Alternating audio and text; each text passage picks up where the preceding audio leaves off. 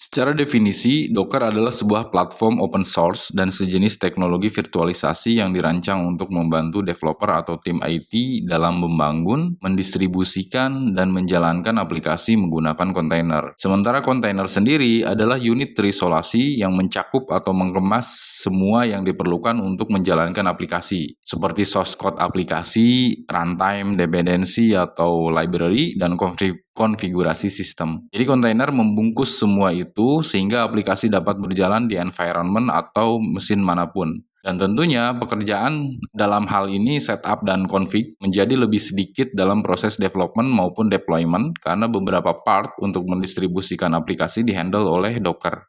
Saya akan berikan gambaran untuk lebih memahami Docker Container. Biasanya saat kita akan melakukan pengembangan terhadap sebuah web aplikasi, umumnya melakukan setup serta konfigurasi untuk web server seperti misalnya Nginx, front-end, back-end, dan database. Nah, dengan Docker, hal-hal yang berkaitan untuk pengembangan web aplikasi dan semua dependensinya seperti library, konfigurasi, dan lain-lain, itu dapat dikemas ke dalam suatu unit yang disebut container, sehingga aplikasi dapat berjalan konsisten di berbagai environment seperti lokal komputer, server, ataupun cloud. Yang menjadi pertanyaan, bagaimana cara mengimplementasikannya? Sebelum membahas ke sana, penting terlebih dahulu untuk memahami konsep dasar dalam mengimplementasikan kontainer. Di sini ada 4 konsep yang perlu teman-teman ketahui. Yang pertama itu ada Docker image, yaitu sebuah blueprint atau template untuk membuat kontainer. Kemudian ada Docker Container, yaitu instance yang berjalan dari sebuah image. Kemudian ada Docker File, yaitu file teks yang berisi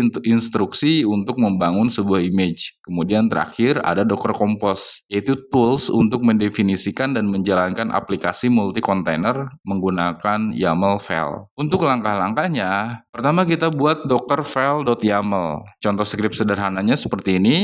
Di sini ada sampel script dockerfile.yaml untuk web server Nginx, kemudian ada front-end based on React.js, kemudian ada back-end based on Node.js Express.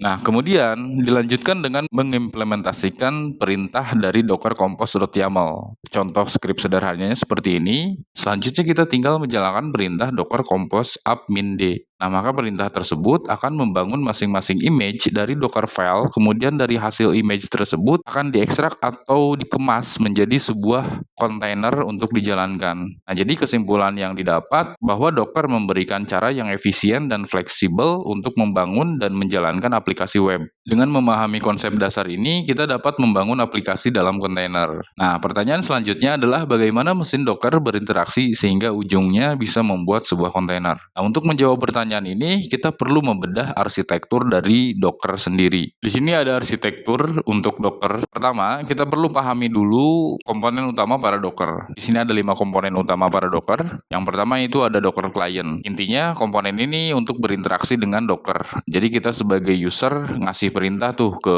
si Dockernya, apa yang kita perintahkan. Nah, perintah di sini contohnya adalah Docker build, Docker pull, Docker run, dan masih banyak lagi sebenarnya untuk perintah dari si Docker ini. Nah, kemudian ada Docker Daemon. Nah, untuk komponen Docker Daemon ini yang menerima dan memproses dari perintah Docker Client. Nah, kemudian di sini ada Docker Image. Kalau menurut saya, Docker Image ini seperti sebuah template yang di dalamnya berisi semua instruksi yang diperlukan untuk membuat kontainer. Nah, umumnya Docker Image ini disimpan dalam registry yang bisa berupa registry lokal atau registry public seperti Docker Hub. Nah, registry Docker Hub ini adalah repository di dalam Docker. Kemudian keempat itu ada Docker Container. Untuk Docker Container ini menurut bahasa saya sendiri seperti sebuah wadah yang menjalankan suatu aplikasi yang dihasilkan dari proses ekstrak suatu Docker image. Menjalankan suatu aplikasi di sini jangan hanya dibayangkan menjalankan aplikasi seperti wujud aplikasi dalam web base ataupun mobile app, tapi konteks aplikasi di sini bersifat global ya, yaitu mencakup seperti menjalankan Nginx, database dan lain-lain. Karena kontainer ini saya bayangkan sebagai sebagai sebuah wadah, jadi kontainer ini memiliki kemiripan sifat seperti virtual mesin, yaitu sifatnya yang terisolasi. Tapi jangan juga di general semuanya mirip dengan virtual mesin, karena ada beberapa perbedaan antara kontainer dan virtual mesin. Perbedaannya apa? Akan saya jelaskan lebih detail ketika video memasuki part bare metal, virtual mesin, dan kontainer. Nah, kemudian yang terakhir itu ada Docker Registry, yang mana Docker Registry ini adalah repositori dalam Docker untuk menyimpan image. Docker Registry sendiri ada yang seperti yang sudah saya bilang tadi ya, Docker Registry ini ada yang statusnya public seperti Docker Hub dan ada yang statusnya private yang dapat kita buat sendiri gitu. Oke, untuk workflow-nya di sini ada sampel contoh perintah dari Docker, yaitu ada Docker build yang diperuntukkan untuk membuat Docker image yang umumnya membaca dari Docker file. Dan ada perintah Docker pull untuk menarik image dari registry atau si Docker Hub-nya gitu. Nah, sebenarnya kalau kita tarik dari awal secara workflow sebelum terbuatnya suatu image di Docker host, kalau saya perhatikan secara logik,